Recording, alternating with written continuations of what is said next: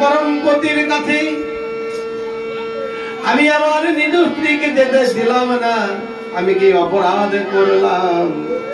চৈতন্য এলো, তার বিবেক কথা বলছে, আরে আমি আমার পত্নীকে ওই জগৎপতির চরণ তলে যেতে দিলাম না, আমি বড়ই অপরাধ করলাম। চৈতন্য জেগে ওই পত্নীকে, মৃত পত্নীকে বক্ষে জড়িয়ে ধরে বলছে, গো পত্নী, আমি ওতে মন্দ ভাগ্য, তাই আমি ওই জগৎপতির চরণ সান্নিধ্য পেলাম না। তোমায় বেঁধে রাখলাম বটে, কিন্তু তোমায় বেঁধে রাখতে পারলাম না। তবে পত্নী, তুমি নিজ গুণে ওই জগৎপতির চরণে ঠাঁই পেয়েছো, আমি ওতে মন্দ ভাগ্য, আমার ওই চরণে ঠাঁই পাওয়া হলো না। তাই বলি পত্নী গো, বলি আমার কথা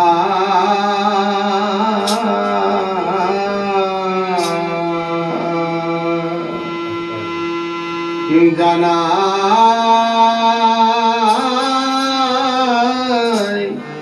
জানাই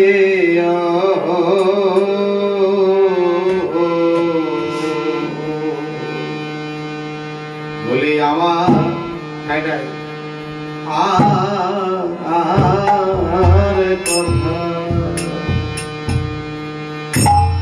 আমার কথা জানা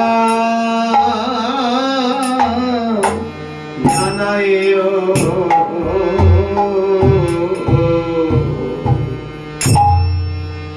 ওই তোমার পরম পতি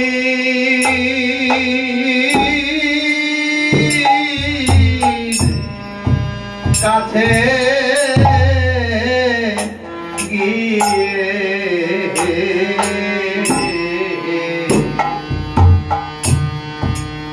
আমার কথা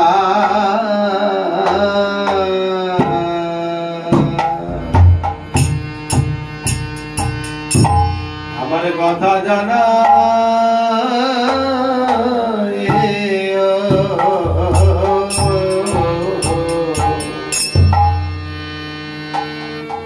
বলে আমি অতি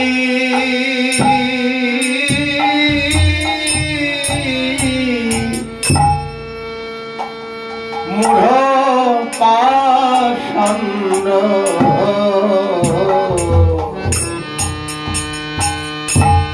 বলে আমার কথা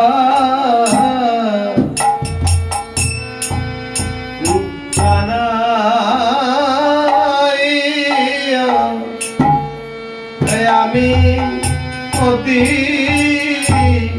মূঢ় মতে আমার কথা জানাই, আমি অতি মূঢ় মতে আমার কথা জানাই, আমি অতি মূঢ় মতে আমার কথা জানাই, আমি অতি মূঢ় মতে, তুমি একা নয় আমি হয়াতে আমার কথা জানাই,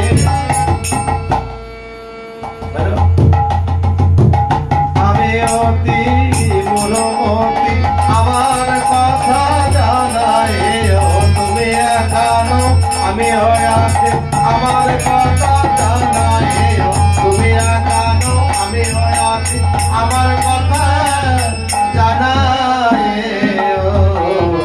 ওই তোমার পরম পতি